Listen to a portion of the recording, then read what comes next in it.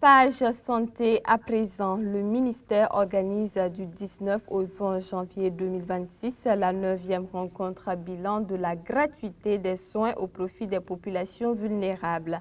Durant ces 2 jours, les professionnels de la santé vont faire le bilan sur les acquis, les difficultés et les perspectives de cette politique tout en mettant un accent particulier sur les réformes et innovations majeures, notamment l'extension progressive de la gratuité des soins. Des précisions avec Daouda Porgo et Bernardine Ouedraogo.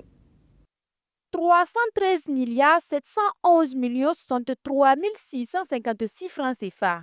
C'est la facture globale émise par les centres de formation sanitaire à l'État burkinabé dans le cadre de la politique de gratuité des soins au profit des femmes enceintes et des enfants de moins de 5 ans depuis son lancement en avril 2016. Des chiffres qui traduisent l'engagement des autorités à faire de l'équité, de la solidarité et de la justice sociale des piliers de l'action publique en matière de santé. À l'ouverture de cette 9e rencontre bilan, il ressort que des progrès notables ont été enregistrés, notamment en matière de santé maternelle et infanto-juvénile.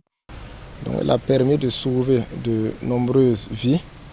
Et comme on l'a donné tout à l'heure dans les chiffres, donc le taux de mortalité maternelle est passé de 330 décès pour 100 000 naissances vivantes en 2015 à 198 décès pour 100 000 naissances vivantes donc en 2021.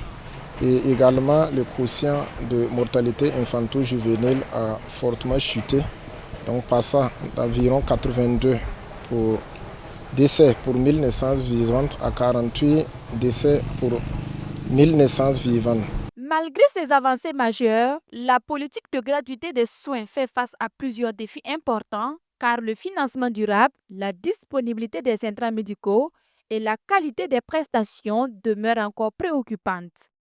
Donc nous devons réfléchir toujours pour voir comment améliorer l'efficience de cette politique de gratuité des soins, c'est-à-dire comment faire mieux donc pour minimiser les gaspillages et tirer le maximum de profit des ressources qui sont disponibles.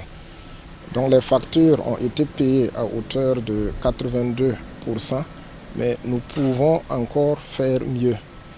Donc c'est pourquoi la thématique d'aujourd'hui porte sur la gouvernance avec un accent particulier sur la digitalisation. Consciente de l'existence de plusieurs pathologies dont les cancers qui ne sont pas prises en compte dans cette politique de gratuité de soins, les autorités burkinabées entendent travailler à élargir davantage le panier de soins. Nous avons par exemple les anticancéreux, donc notamment les cancers féminins. Nous avons également les cancers de la prostate et les cancers infantiles.